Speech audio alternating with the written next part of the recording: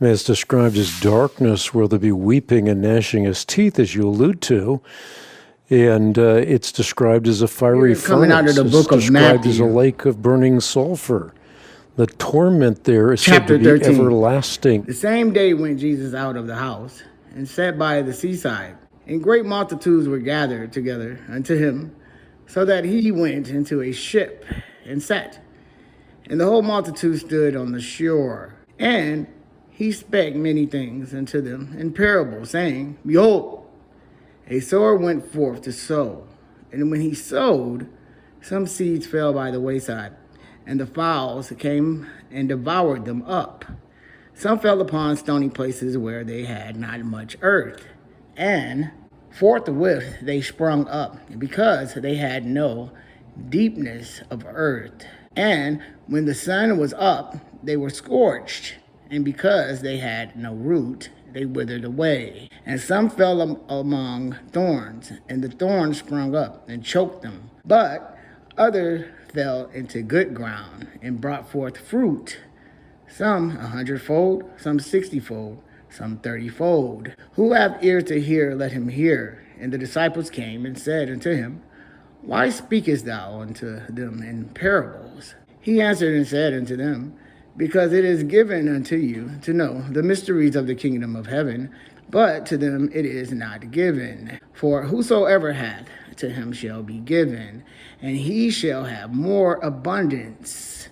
But whosoever hath not, for him shall be taken away even that he hath. Therefore speak I to them in parables, because they seeing see not, and hearing they hear not, neither do they understand. And in them is fullness the prophecy of Isaiah, which saith, By hearing you shall hear, and shall not understand, and seeing you shall see, and shall not perceive. For this people's heart is wax gross, and their ears are dull of hearing, and their eyes they have closed, lest at any time they should see with their eyes, and hear with their ears, and should understand with their heart, and should be converted, and I should heal them.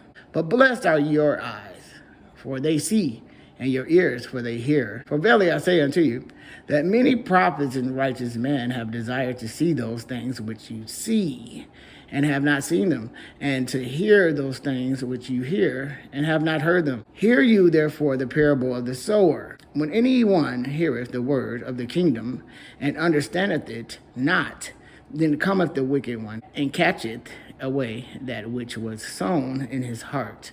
This is he which received seed by the wayside. But he that received the seed into stony places, the same is he that heareth the word, and anon with joy receiveth it. Yet hath he not root in himself, but dureth for a while. For when the tribulation or persecution ariseth because of the word, by and by he is offended. He also that received seed among the thorns is he that heareth the word, and the care of this world and the deceitfulness of riches choke the word, and he becometh unfruitful. But he that received seed into the good ground is he that heareth the word and understandeth it, which also beareth fruit, and bringeth forth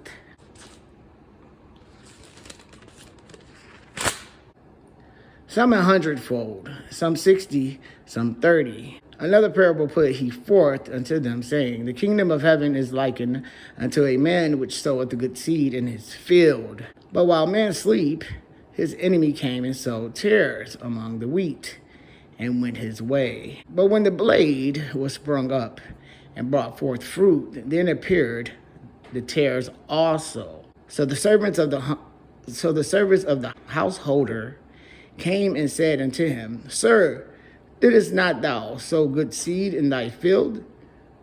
From whence then hath it tares? He said unto them, An enemy have done this. The servants said unto him, Wilt thou then that we go and gather them up? But he said, Nay, lest while you gather up the tares, You root up also the wheat with them. Let both grow together into the harvest. And in the time of harvest I will say to the reapers, gather you together first the tares, and bind them in bundles to burn them, but gather the wheat into my barn. Another parable put he forth unto them, saying, the kingdom of heaven is like to a grain of mustard seed, which a man took and sowed in his field, which indeed is the least of all seed. But when it is grown, it is the greatest among herbs, and becometh a tree, so that the birds of the air come and lodge in the branches thereof. Another parable spake he unto them, the kingdom of heaven is like unto leaven, which a woman took and hid in 3 measures of meal, till the whole was leavened. All these things spake Jesus unto the multitude in parables, and without a parable spake he not unto them, that it might be fulfilled, which was spoken by the prophet, saying, I will open my mouth in parables, I will utter things which have been kept secret from the foundation of the world. Then Jesus sent the multitude away, and went into the house, and his disciples came unto him, saying, declare unto us the parable of the tares of the field. He answered and said unto them, he that soweth the good seed is the Son of Man. The field is the world. The good seed are the children of the kingdom, but the tares are the children of the wicked one. The enemy that sowed them is the devil. The harvest is the end of the world, and the reapers are the angels. As therefore the tares are gathered and burned in the fire, so shall it be in the end of this world. The Son of Man shall send forth his angels, and they shall gather out of his kingdom all things that offend and them which do iniquity, and shall cast them into a furnace of fire.